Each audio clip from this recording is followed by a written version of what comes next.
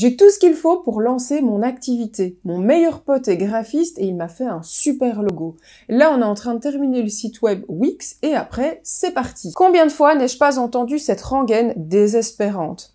Le souci, ce n'est pas l'utilisation de ces méthodes plus abordables. En effet, lorsqu'on débute, j'ai bien conscience qu'on n'a pas forcément toujours beaucoup de moyens à investir. Ce que je constate derrière ces propos, c'est que ces personnes n'ont pas conscience qu'elles sont totalement dépourvues de stratégie. Et sans ça, elles ne risquent pas de remporter la partie dans laquelle elles se sont engagées. Pensez-vous vraiment que les plus grands chefs d'État en place actuellement ont fait campagne sans une stratégie efficace ?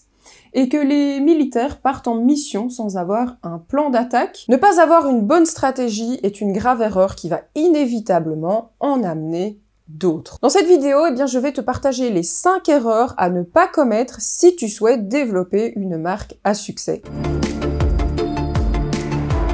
Hello, moi c'est Lady S, comment vas-tu? Si tu es nouveau ici, je te souhaite la bienvenue. Quoi qu'il en soit, si tu es là, c'est que tu es un entrepreneur passionné et que tu souhaites développer ta marque. Sur ma chaîne, chaque semaine, tu retrouveras des astuces et de la stratégie pour toi augmenter significativement ta notoriété de marque. Alors, si tu n'es pas encore abonné, je t'invite à le faire tout de suite en cliquant ici en dessous sur la petite clochette. La première erreur, c'est de ne pas avoir une vision claire. Comment définir la direction à prendre si on ne sait pas où on veut aller? À défaut, vous allez emprunter tout un tas de directions qui vous emmèneront de fait dans tous les sens. Le problème avec ça, c'est que vous ne pouvez pas arriver à destination puisque vous ne la connaissez pas. Et quand bien même ça serait le cas, vous n'avez pas élaboré de plan pour y arriver. Et donc, vous vous retrouvez dans l'impasse de départ. Avoir une vision claire de votre marque dès le début, ça vous permettra de choisir les meilleures routes pour vous arriver aux objectifs que vous vous êtes fixés. Cela se traduit par le fait d'avoir une identité de marque bien définie. Quelle est votre mission? Quelles sont vos valeurs? Quel est votre positionnement? Qui est votre audience? Quelle est votre proposition de valeur? Et enfin, comment se traduit votre personnalité de marque et quels sont ses objectifs à long terme? L'erreur ici, lorsqu'on n'a pas de vision claire, c'est qu'on va finir par mal communiquer et au final, on va finir par être comme tous les autres concurrents. Et si vous êtes comme tous les autres concurrents, que vous dites la même chose en agissant de la même façon, il va être très difficile pour vous de vous élever au-dessus de la mêlée et de vous différencier. Erreur numéro 2, faire trop peu de recherches. Pour répondre, compléter et étoffer les réponses aux questions du point précédent et donc vous différencier, il est nécessaire pour vous de comprendre votre marché. Et vous vous en doutez, cela ne se fait pas sans une bonne recherche au préalable, ce qu'encore trop d'entrepreneurs négligent. Et au fait, sur quoi je suis censée enquêter? Tout d'abord, il est important d'identifier qui sont vos concurrents directs. Via leur site web, les réseaux sociaux ou les forums, tentez d'identifier les besoins auxquels ils répondent déjà. Et ensuite, tentez d'identifier les besoins qui ne sont pas comblés. Ces frustrations sont précisément des pistes de différenciation que vous allez pouvoir exploiter pour vous développer votre marque. Et enfin, déterminer quelles sont les tendances de votre secteur. Les conséquences d'un manque de recherche, c'est que vous allez faire des choix basés sur une totale ignorance de la situation et ou sur des suppositions plutôt que sur des faits concrets. Malheureusement, ces mauvaises décisions, ces erreurs finiront toujours par vous coûter du temps et de l'argent. La troisième erreur réside dans le fait de manquer de cohérence. Comme évoqué au début de la vidéo, beaucoup d'entrepreneurs foncent d'abord faire leur logo et ensuite leur site web. Mais posez-vous les bonnes questions. Est-ce que ce logo reflète efficacement la personnalité de votre marque? Si vous n'avez pas défini de personnalité pour celle-ci, la réponse est d'office non. Est-ce qu'il se distingue de la concurrence dans son style et ce qu'il renvoie? A-t-il été pensé pour tous les supports qui vous seront utiles? Est-ce que vous avez une charte graphique qui vous guide dans l'utilisation de votre identité? Est-ce que votre site est stratégiquement pensé par rapport à vos objectifs? Ce site reflète-t-il l'identité graphique de votre marque efficacement? Quel message allez-vous faire passer dessus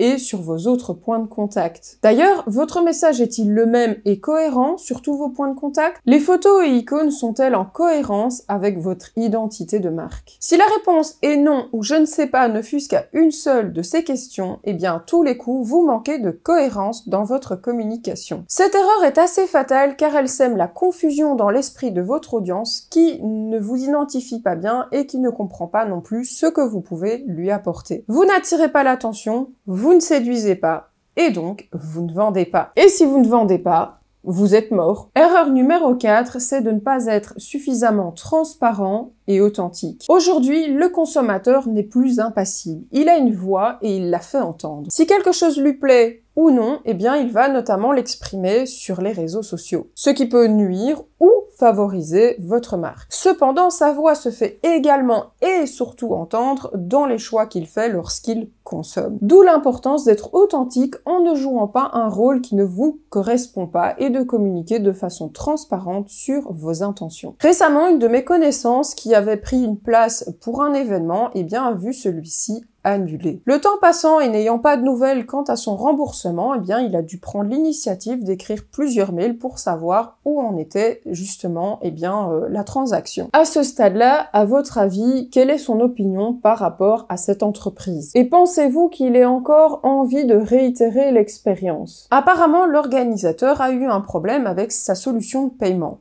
C'est pas grave, ça arrive. Cependant, l'idéal aurait été de faire preuve de transparence et de prendre l'initiative directement d'en informer ses clients. Ceux-ci, rassurés et ravis du suivi efficace, auraient très probablement pardonné l'organisateur et auraient certainement envisagé un nouvel achat. Ce que le manque de suivi et surtout de transparence a aujourd'hui rendu impossible. La conséquence de cette erreur, eh bien, c'est qu'il y a une perte de confiance et que cela nuit gravement à la crédibilité de votre marque. La dernière erreur, la numéro 5, eh bien, c'est de manquer de souplesse. Le monde évolue de plus en plus vite et ce qui était vrai hier ne l'est plus forcément aujourd'hui. Je ne vous apprends rien en vous disant ça. De sorte que votre marque doit pouvoir s'adapter aux évolutions du marché et aux changements d'attente de votre audience. Avec l'avènement de plateformes de streaming comme Spotify, Deezer ou Apple Music, eh bien, les comportements des consommateurs ont radicalement changé. En effet, ceux-ci, eh bien, découvraient, écoutaient et partageaient de la musique via les vinyles et les CD. Dans ce contexte, eh bien, de nombreuses marques de l'industrie de la musique ont dû faire preuve de souplesse afin de rester pertinents. Voici d'ailleurs quelques exemples. Les maisons de disques et les artistes, eh bien, ont dû ajuster leur offre en créant du contenu numérique en plus de celui physique. Des playlists et des contenus exclusifs ont été créés pour attirer l'attention, ce qui a également permis de nouer une relation plus directe avec l'audience. Et enfin, dernier exemple, eh bien, l'expérience utilisateur en ligne a été améliorée afin d'attirer et fidéliser toujours cette même audience. Cela se traduit par une interface plus conviviale, des fonctionnalités de découverte de musique, des recommandations personnalisées